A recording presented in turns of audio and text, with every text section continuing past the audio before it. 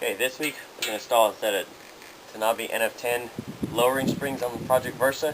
First thing I need to do is to lift it up, rest it on jack stands, take the wheels and tires off, and we'll put my jack underneath under the rear axle. Okay, you can see the Versa is up on the jack stands, and I now have my low profile jack underneath the rear axle. I do have a piece of wood between the jack and the axle, that way it will prevent scratches.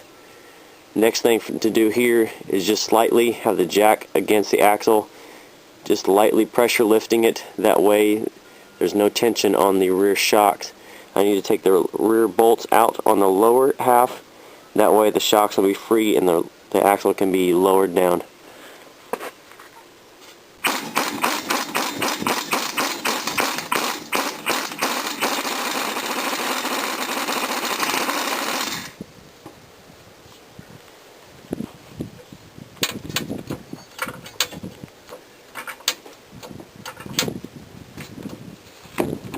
Now as you're doing this, there's going to be slight tension on the bolt.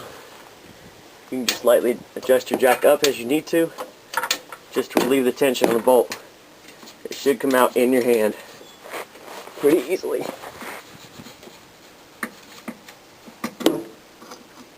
Just like that.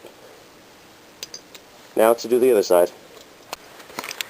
Okay, now before we take the spring out and lower the axle, all these connections here are going to be in tension, so what I want to do is all the rubber grommets, I'm going to slightly take those out here, all these connections, that way they're going to be nice and loose on both sides. That way when I lower it down, everything's not going to have tension on it and it will be free. This is your sensor for your rear ABS and your brake system, and you don't want that to fail or the wires get pinched. Once I do the other side, I'll get ready to lower it down. Okay, now with the shocks free of the axle and all the harnesses loose so I can lower the axle, I'm going to lower the axle slowly, and as you do that, right now the springs are under a little bit of tension. They're going to slowly relax, and then you'll see them be free. Once they're free, I want to take the springs and the upper and lower bushing out. That way I can inspect the bushings also while they're out.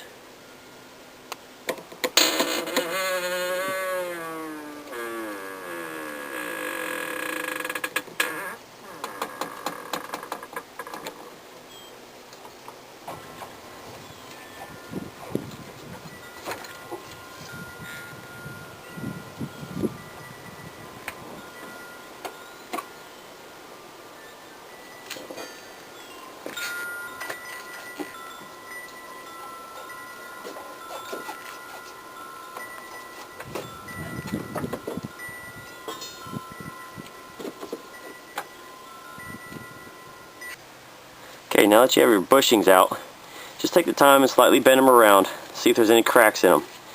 If you have a lot of miles on your car and you'll notice a lot of cracks, this will start wearing where the suspension's not going to operate very well. Just look for any cracks in it. If they're good to go, you might just give them a slight wash, clean all the dirt off if you want to. That way prevent some noise, some suspension noise, and we'll put the springs back in. Okay, now I've got the rear mount here just wiped out, cleaned out all the dirt. If you notice, there is a slight tab here, or nipple, what you want to call it, and it's going to go into this here.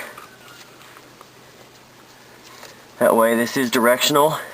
If you have trouble, you can reach below, pull it, make sure it fits in there nice and snug. Now the spring can go in.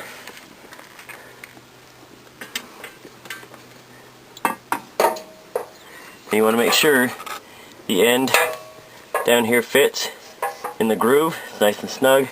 You can rotate it up to the top here into the bushing, and then you want to make sure this bushing is already kind of from use, has an impression, so I'm going to rotate this around until it fits, and that way it fits in there nice and snug. You can see the impressions right up through here.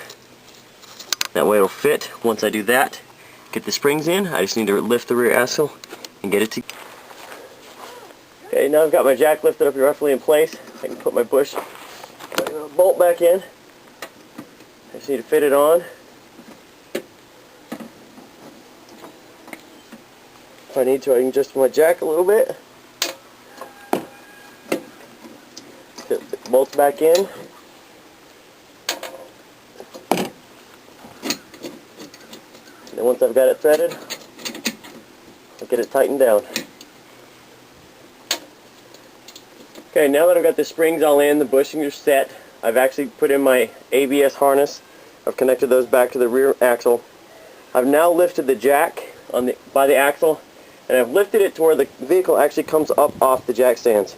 This puts it in what's called unladen condition, so that the suspension is actually what is supporting the car versus the jack stands. In that condition, you'll want to torque these bolts down to 91 foot-pounds or 124 Newton-meters. Once you have both of those done, you can then put your wheels and tires back on. We're finished with the rear. We're going to move on to the front.